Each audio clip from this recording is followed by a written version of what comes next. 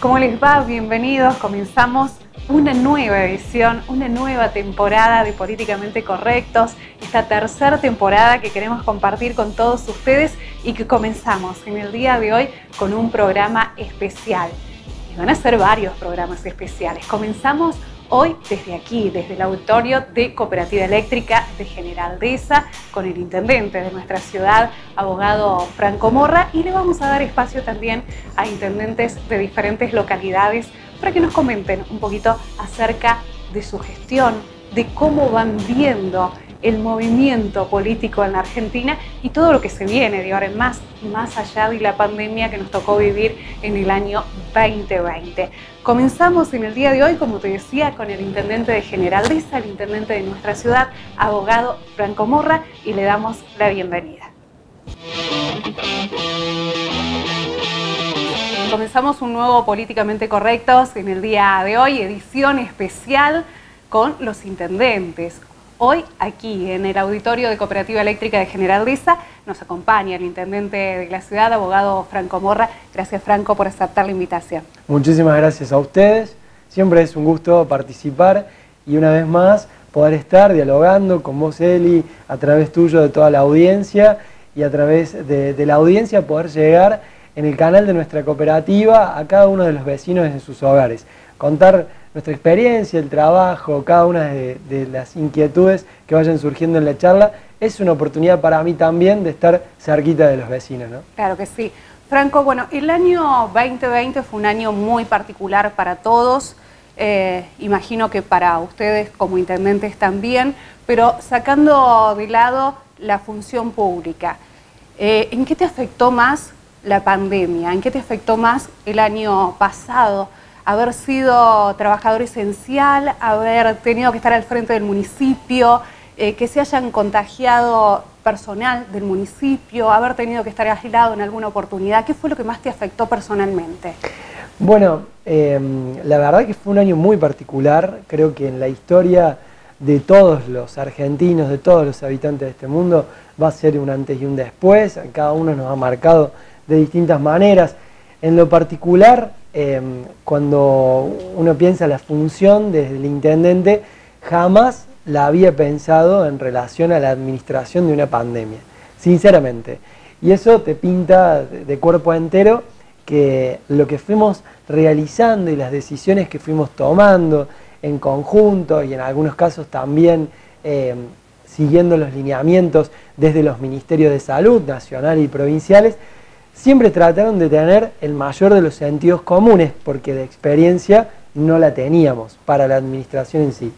En lo personal, un punto de inflexión claramente fue el hecho del brote, porque medianamente veníamos desarrollando desde el 20 de marzo en adelante una situación que nos habíamos medianamente acostumbrado a trabajar en plena pandemia con casos activos. Pero el brote del 14 de septiembre, que comienza allá por el 29 de agosto, realmente fue una situación que si bien nos veníamos preparando, en la práctica uno no, hasta que no la vive no sabe cómo la vamos a enfrentar. Y dentro de ese brote, un punto más duro todavía, fue la noticia que recibo un sábado a la mañana, que estaba en plena conferencia con ustedes, del contagio de varios abuelos del Instituto de Adultos Mayores. Ese día llegué a mi casa llorando. Ese día fue un día que va a quedar un sábado en donde definitivamente era un antes y un después, porque era justamente para lo que habíamos trabajado en tratando de evitarlo, ¿no? A hoy, viéndolo ya con muchos meses después que ha pasado, fue una situación de la que por suerte salimos airosos.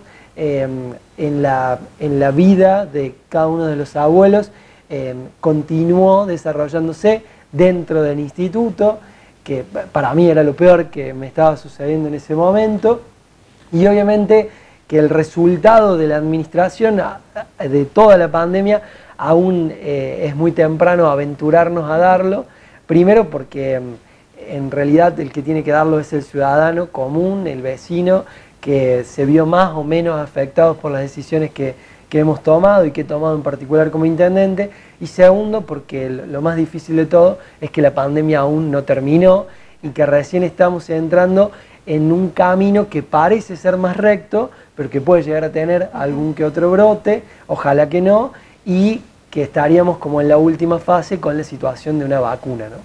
Franco, en todo este tiempo han podido hacer algún tipo de análisis, algún tipo de balance de cómo trabajó el COE. ¿Han recibido alguna queja, alguna sugerencia? Bueno, parto de la premisa de que es una situación de la que en particular ninguno de los que integramos la función pública, de los integrantes en particular del COE, había desarrollado o había vivido, ¿no? Y eso de algún modo dispensa algún tipo de error involuntario que siempre suceden porque las personas somos humanos y los humanos erramos. Tratamos de errar lo menos posible y en lo personal, si alguien o algún vecino de General Dehesa realmente se sintió afectado, dolido por alguna medida que hemos tomado en estos más de 11 meses, creo que es una muy linda oportunidad que me da la vida para poder pedir disculpas, porque realmente, créanme, que lo hacemos con la mejor de las buenas intenciones y siempre pensando en que había tres prioridades, ¿no? Por un lado, la vida de cada uno de los vecinos. En segunda instancia, el trabajo. Digo, cuando hablo de la vida lo relaciono con el derecho a la salud.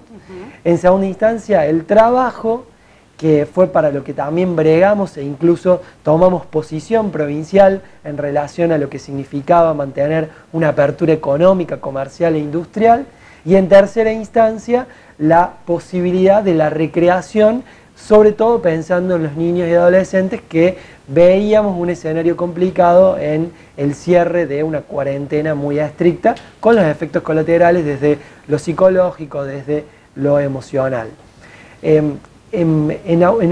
Haciendo una autocrítica en lo que fue el funcionamiento del COE, creo que como fortaleza puedo destacar la unidad institucional que se logró, el respeto a la independencia de cada una de las instituciones, que es muy de General Dehesa y de lo cual nos sentimos orgullosos, el sí de todos al momento de la convocatoria para participar.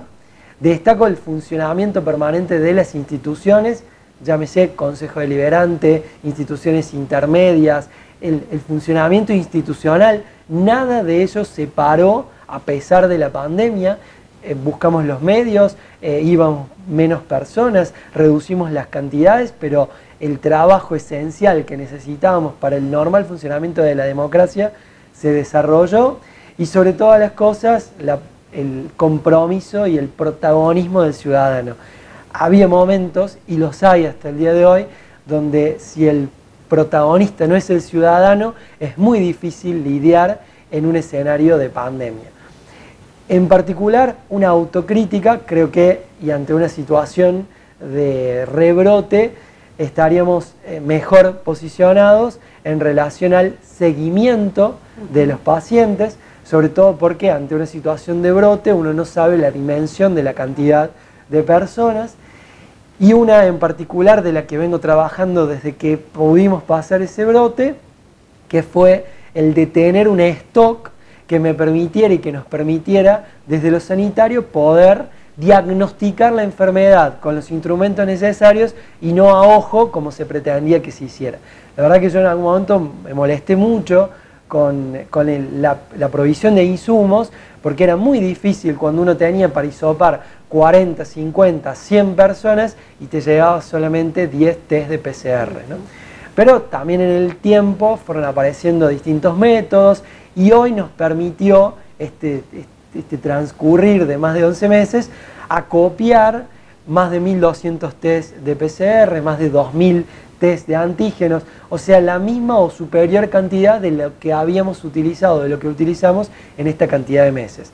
Creo que eso nos da hoy una fortaleza, pero en su momento fue una debilidad, ¿no?